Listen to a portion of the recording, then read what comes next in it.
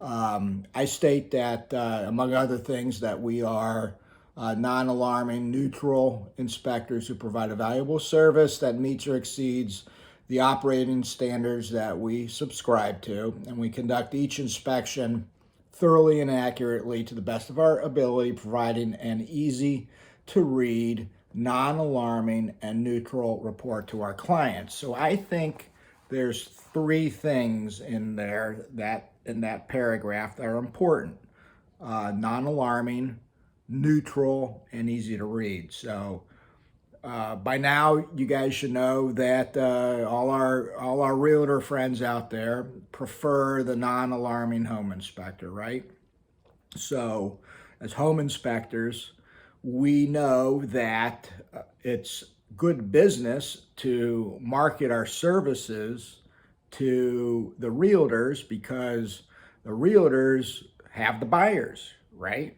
And so, if we get as many realtors as we can to refer us to their buyers, then that's extremely laser focused marketing for us, right? And so it's how I built my business. I got to the point where I knew so many realtors that liked me because they got exposed to my process, to my non-alarming, neutral, easy to read reports. And apparently there aren't or weren't a whole lot of inspectors that, perform that way. So non-alarming. Okay, non-alarming means that we don't get all excited when we identify an issue. Okay, now I know as a new inspector, you go through your classes and you learn a lot of cool things about how a house works, or maybe you already know how a house works. But when you are hired by a buyer to identify issues, and you're going through the inspection and you find something that you haven't seen before, and you want to obviously identify it and call it out. And some of us may get all excited about seeing mold in the attic for the first time, or vermiculite insulation in the attic, or solid strand electrical wiring in use in the a solid strand aluminum wiring in a main panel, or one of the famous Federal Pacific stab lock panels that we see for the first time, or you see a lead incoming water supply pipe, or you see a cracked heat exchanger for the first time, or something along those lines. And so it's human nature to get excited about it because, oh my God, look, I read about that and now I'm seeing it. So I'm going to tell my client that this is no good, that this needs to be replaced, and that's how I'm going to identify it. And I might get animated about it, but you're going to want to refrain from doing that. You want to be neutral in your communications and your reporting. And so if you can be non-alarming and neutral, because that's what we're expected to be by 99% of the realtors out there that refer home inspectors, then it's not that big of a stretch of the imagination to see yourself do that. And you have to really guard against maybe some excitement about seeing a damaged foundation wall for the first time, okay, or the second time or the third time. And you have to watch your communication because those realtors are watching you. Okay, they don't know if they want to hire Pete Mazaris for the next inspection. So, how's Pete communicate to their client? Is he blowing things out of proportion by making a mountain out of a molehill? Is he being opinionated and saying that, oh, that's not how I would have done it? Or saying that, oh, you need to go back to the seller on this one. okay, which if you don't know by now, realtors don't like that, right? Even if the buyer asks you if this is a negotiable item, you always want to defer to their realtor. Don't answer that question other than say, you have to review that with your realtor, that your realtor's in that position to negotiate.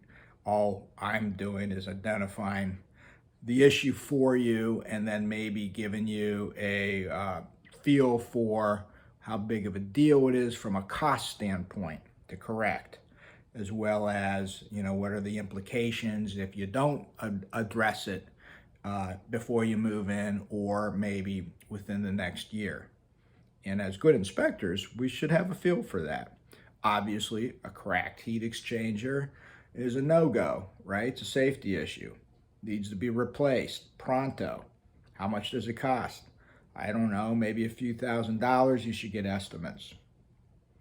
Um, Neutral, non-alarming in our communication verbally, and helpful from a standpoint of who should fix this, what's the cost range, and what's the implications of not fixing it, or maybe how you can fix it inexpensively versus having it done another way. And you get experience from doing the job, and you get exposure to tradespeople and different things, and you just start to pick up those things. So you start to get better at communicating those things. But as long as you are keeping your communication, okay, uh, non-alarming and neutral, and being helpful, and not over talking things, and not going, oh my God, who wired this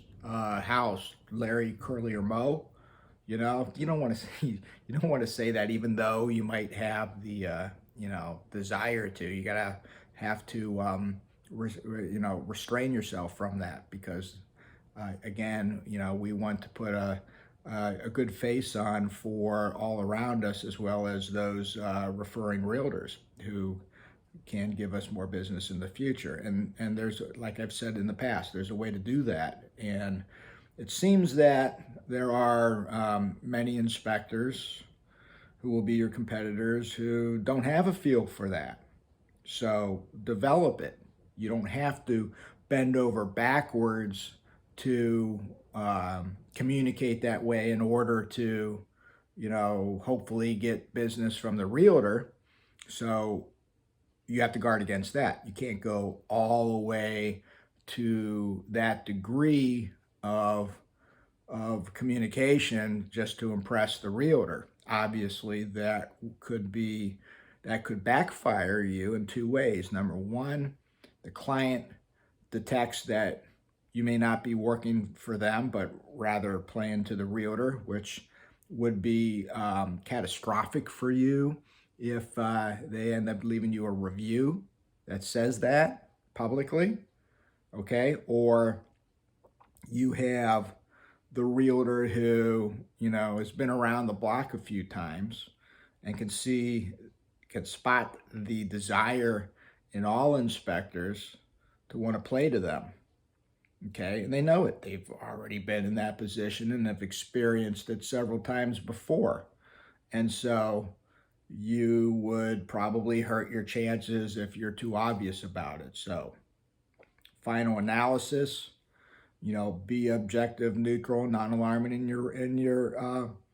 your communication verbally, and obviously what you say should match how you report it, right? You're not going to say one thing, nonchalantly during the inspection, and then in your report, it's going to be a safety health concern with the danger, Will Robinson get away from this, or fix it immediately, or the world's going to come to an end. You have to be in alignment verbally and in writing. Okay, you might say, hey, this is going to be a safety and health issue in the report, just so you know. We're going to have to report that, the presence of mold could be a health concern, for people who are susceptible to it. and that's how we're going to report it. And so, in all practicality, this mold can be, remediated. It can be prevented by, doing this, that, or the other. And so, you guys should always be conscious of how you are communicating and not being too obvious about, kissing up, so to speak, to the realtor. And then the other extreme is those of us who could care less what the realtor thinks or feels or hears, because we're laser focused on our client and we have such a great reputation in the marketplace that we don't care about realtors. Well, I don't think that's ever good policy, whoever you are, to not play nicely with the four clients or customers or perceived customers that I always say that are present for every inspection, which is obviously the buyer, the buyer's realtor, the seller, and the seller's realtor, because they can all be potential customers, clients, and future referral sources. All of them, all four of them. And so you can be professional by not making a mountain out of a molehill and not over talking things, and keeping the inspection flowing and not ending up spending several hours at the home because you have an inquisitive buyer who wants to know how a house works, which, as you know, is not what I think a home inspector should be doing at an inspection. So, um, hope this is helpful and you guys are having a good late winter. Thanks.